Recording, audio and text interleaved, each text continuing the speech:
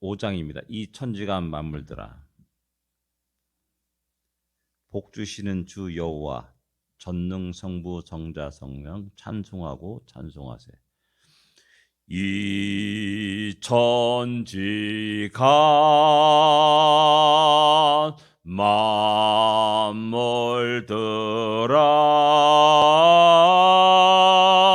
복 주시는 주 여호와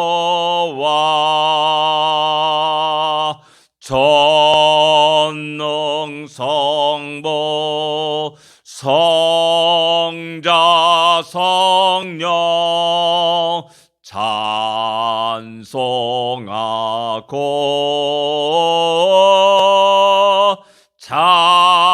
찬송하세. 아멘. 하나님은 당신이 사랑하는 백성들에게 늘 날마다 복을 주시기를 원합니다. 복을 마음껏 받고 누리며 나눠주는 복된 인생이 되기를 원합니다. 405장입니다. 주의 친절한 발에 안기세. 405장입니다.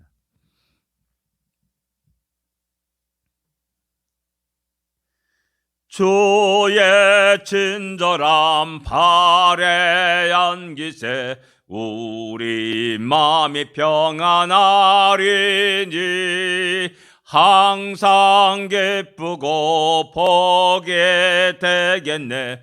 영원하신 발에 안기세.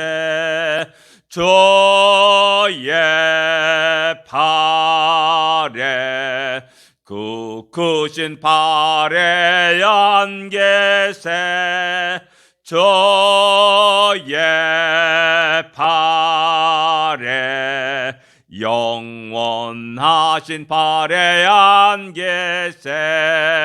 날이 갈수록 주의 사랑이 두루 광명하게 비치고 천성 가는 길 편히 가리니 영원하신 발에 안기세.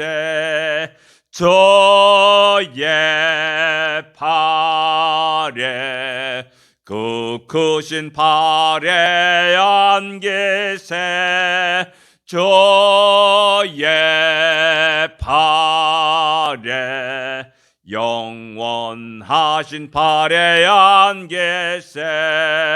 주의 보좌로 나아갈 때에 기뻐 찬미 소리 외치고 걱과 두려움 없어지리니 영원하신 발에 안기세. 주의 발에 그 크신 발에 안기세. 주의 발에 영원하신 발에 안기세. 아멘. 주님 품 안에서 참된 평안을 얻고 큰 기쁨과 즐거움 속에서 우리 나그네 인생길을 힘차게 살아가며 승리하는 우리가 되기를 원합니다. 신앙 고백 드리겠습니다.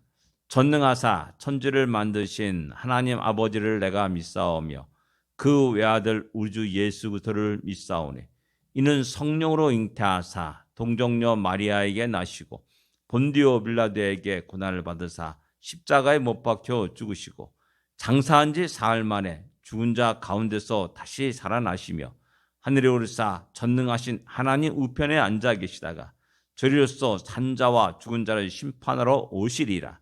성령을 믿사오며 거룩한 공예와 성도가 설교타는 것과 죄를 사하여 주는 것과 몸이 다시 사는 것과 영원히 사는 것을 믿사옵나이다. 아멘.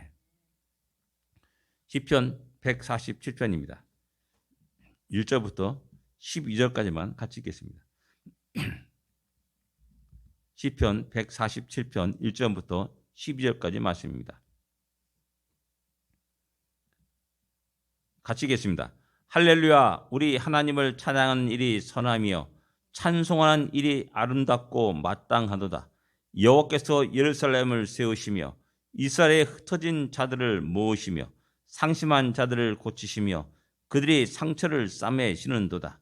그가 별들의 수요를 세시고 그것들을 다 이름대로 부르시는도다. 우리 주는 위대하시며 능력이 많으시며 그의 지혜가 무궁하시도다. 여호와께서 겸손한 자들을 붙드시고 악인들은 땅에 엎드려 뜨리시는도다. 감사함으로 여호와께 노래하며 수금으로 하나님을 찬양할지어다. 그가 구름으로 하늘을 덮으시며 땅을 위하여 비를 준비하시며 산에 풀이 자라게 하시며 들짐승과 우는 까마귀 새끼에게 먹을 것을 주시는도다. 여호와는 말이 힘이 세다 하여 기뻐하지 아니하시며 사람의 다리가 억세다 하여 기뻐하지 아니하시고 여호와는 자기를 경외하는 자들과 그의 인자하심을 바라는 자들을 기뻐하시는도다. 예루살렘아 여호와를 찬송할지어다. 시온아 내 하나님을 찬양할지어다. 아멘. 할렐루야. 하나님을 찬양하라라는 의미를 갖고 있는 단어입니다. 우리 하나님을 찬양하는 일이 선함이요 얼마나 선한가. 우리가 하나님을 찬양할 때, 하나님께 영광을 돌릴 때 하나님 기뻐하시고 그 일이 너무나 선하고 아름답다라고 이야기하고 있는 겁니다. 우리는 아름다움이 무엇입니까? 만물을 보면서, 자연 만물을 보면서 웅대하고 아름답다 감탄합니다. 그러나 진정으로 하나님을 찬양하는 것, 그것이 가장 선한 일이고 아름다운 일이라는 사실을 기억해야 되고 이러한 일은 지극히 당연하고 마땅하도다라고 말하고 있습니다.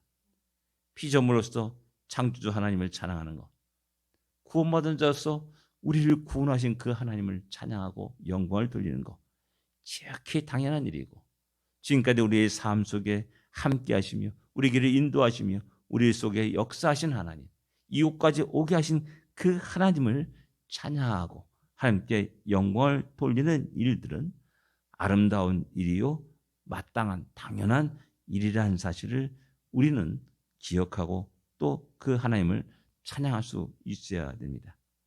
그 하나님이 행하신 일이 그 다음에 2절과 3절에 나오고 있습니다. 여호와께서 예루살렘을 세우시며 이스라엘의 흩어진 자를 모으시며 상심한 자들을 고치시며 그들의 상처를 싸매시는도다라고 말씀합니다. 하나님의 백성들에게 베푸신 놀라운 은혜를 이야기합니다. 다시 예루살렘을 세우셨습니다. 그들이 죄악 가운데 하나님이 징계를 내리사 심판을 내리사 전 세계에 흩어졌던 그들을 다시 불러 모아 주셨습니다. 그리고 그들이 수많은 그 포로 생활 속에서 어려움 속에서 고통 속에서 상처받은 그 심령을 고치십니다. 그리고 아픔을 상처를 싸매 주시고 그렇습니다.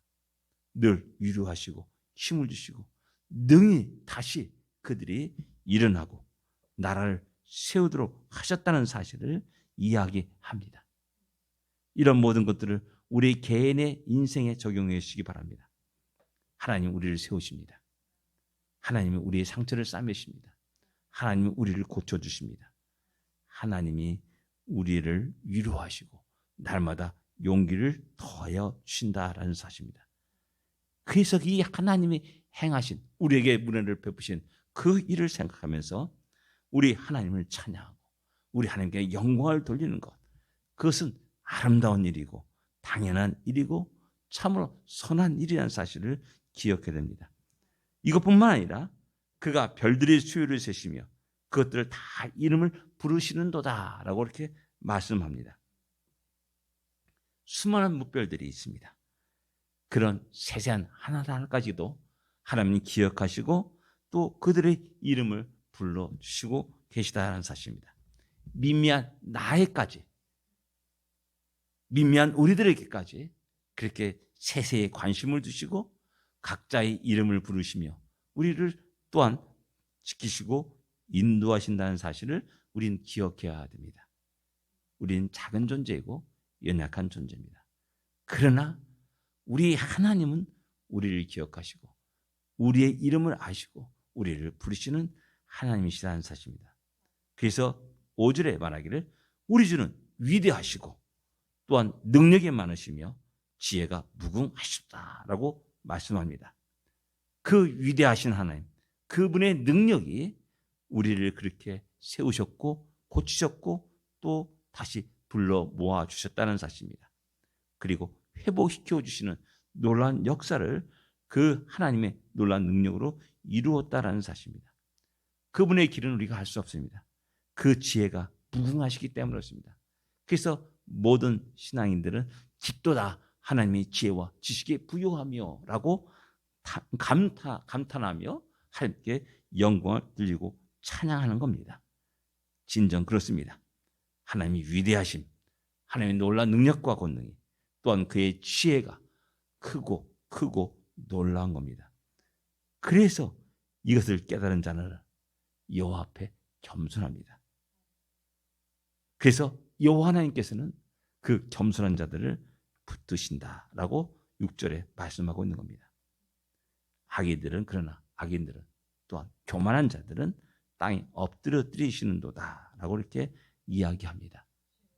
이 놀라운 하나님의 위대하심과 이 놀라운 하나님의 능력과 그 지혜를 깨닫고 진정 내가 가진 것이 아무것도 아니라는 사실을 깨닫고 더욱더 겸손히 주님을 따르고 주님을 인정하고 주님의 역사하심을 구할 수 있는 겸손한 자들이 되어야 됩니다.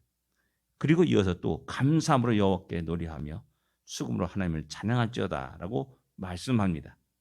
그 말씀이 그 이유가 그 다음에 또 나옵니다. 그가 구름으로 하늘을 덮으셨다. 땅을 위하여 비를 준비하시며 산에 풀이 자라게 하신다. 이렇게 이야기합니다.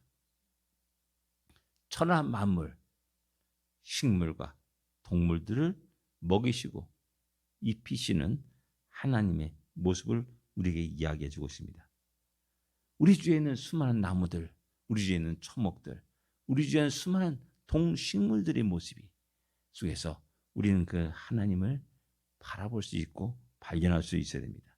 그리고 그것을 만드신 하나님, 그것을 먹이시는 하나님, 그들에게 적절한 비를 내리시고 자라게 하시는 하나님을 찬양할 수 있어야 됩니다. 그리고 9절에 보면 들짐승과 우는 까마귀 새끼에게 먹을 걸 주신도다 라고 말씀합니다. 까마귀, 어떻게 보면 우리 대부분 사람들이 까마귀 이미지를 생각하면은 그게 좋은 이미지가 아닙니다. 늘 언제나 음산한 분위기, 또한 죽음이 있는 곳에 까마귀 까까한 소리가 들리는 것들을 소설이나 영화를 통해서 우리 많이 접하게 됩니다. 비천한 동물이라 할 수가 있습니다. 부정한 동물입니다. 그러나 그런 동물에까지도 하나님 먹이신다라고 말씀합니다.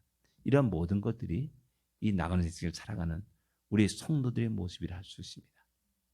비천한 모습입니다. 조롱과 멸시를 받는 그러한 성도들의 모습이라 할 수 있습니다. 역사 속에 수많은 독재자들이, 수많은 권력자들이 교회를 핍박하고 성도들을 죽음에 이르게 했고 마음껏 조롱과 멸시를 쏟아 부었습니다. 그럼에도 불구하고 하나님은 그들을 붙잡으셨습니다. 사랑하셨습니다. 지켜 보호하셨습니다. 그리고 그들을 먹이셨다라는 겁니다. 여호와는 말의 힘이 세다 하여 기뻐하지 아니하시며 사람의 다리가 억세다 하여 기뻐하지 아니하신다. 이렇게 말씀합니다. 이 말이 무엇이냐면 우리가 세상에 조롱을 받고 멸시를 받기 때문에 내가 이렇게 살아서는 안 되는구나. 내가 저들이 가진 권력을 쟁취했구나. 내가 저들이 가진 돈, 부귀영화를 내가 쟁취하면서 이 땅에서 마음껏 활개치며 힘있게 살아가겠구나 라고 생각하는, 착각하는 많은 사람들이 있습니다. 그래서 군사력을 키웁니다. 말의 힘이 세다. 그렇게 군사력이 큽니다. 그 하나님은 그런 것들을 기뻐하지 않는다라는 사실입니다. 사람이 다리가 억세다 한다. 이것은 뭡니까? 무장하는 겁니다. 억세게 훈련받고 해가지고 강인한 군인 그런 모습을, 군대, 군사력을 말하는 겁니다. 그런 속에서 그것이 과연 하나님이 바른 방향이고 원하는 거냐라는 겁니다. 그런 것들을 기뻐하지 않는다라는 겁니다. 왜? 하나님은 진정 자기를 경외한 자를 기뻐하신다. 그의 인자하심을 바라는 자들을 기뻐하신다라고 말씀하는 겁니다. 항상 성경은 우리를 양으로 표현하고 있습니다.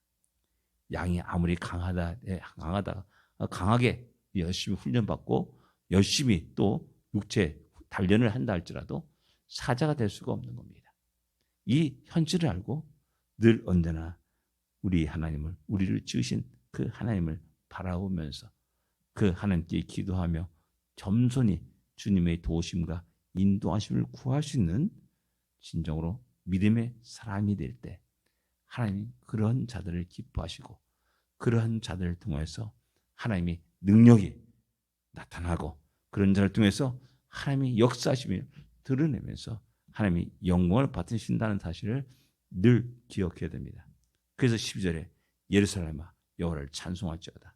시온아 네 하나님을 찬양할지어다 라고 말씀합니다. 그리고 이어서 또 다시 그 찬양할 이유 그것을 쭉 또 이야기합니다. 하나님이 내 문빗장을 견고히 하셨다. 내 자녀들에게 복을 주셨다.